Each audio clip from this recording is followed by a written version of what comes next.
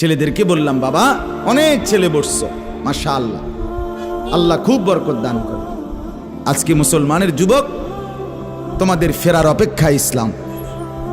তোমরা যদি নামাজি না হও, চরিত্রবান না হও, জীবনটা যদি নারীর পিছনে আর ছবির পিছনে, নর্তকীর পিছনে আর উলঙ্গ ছবির পিছনে, মদ জুয়া জিনা ব্যভিচারের পিছনে শেষ করে ফেলো, এই চোখের দৃষ্টি, এই নজর, এই চোখের দৃষ্টি, এটা যদি নষ্ট করে ফেলো, গুনাহ দেখতে দেখতে, নাপাক ছবি দেখতে দেখতে, তো তোমরা নিজের জীবনই ভালো বাঁচবা কেমনে, ইসলামের জন্যই লড়বা কেমনে?